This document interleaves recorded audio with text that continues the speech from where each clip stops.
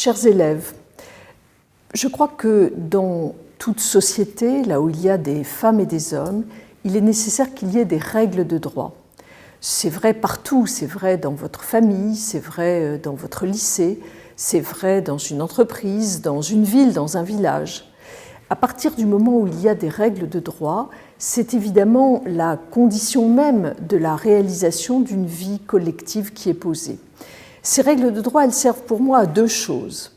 D'abord, à préserver la liberté, puisque, vous le savez, dans notre Constitution, un tout petit livre, mais qui est essentiel, dans notre Constitution, il est clairement écrit que la liberté des uns s'arrête là où commence celle des autres et que, évidemment, la liberté s'exerce dans les limites de la liberté d'autrui. Et puis, les règles de droit, elles servent également à créer l'égalité. Là encore, notre Constitution le dit, tous les citoyens sont égaux en droit, sans distinction d'origine, de race, de religion. Donc, les règles de droit sont indispensables à notre vie sociale. Et ces règles de droit, elles sont exercées par de multiples professions.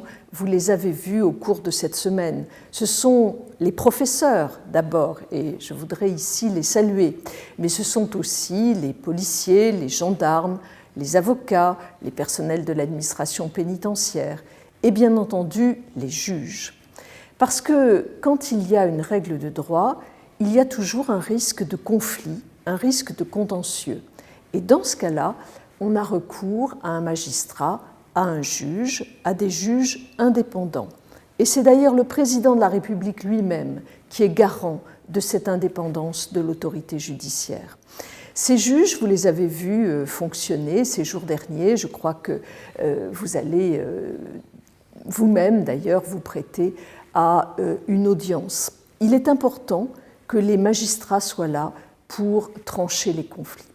Au fond, c'est cet ensemble de femmes et d'hommes qui font vivre les règles, qui les font respecter, qui permettent la vie en société, qui permettent le fonctionnement de notre démocratie et de notre République.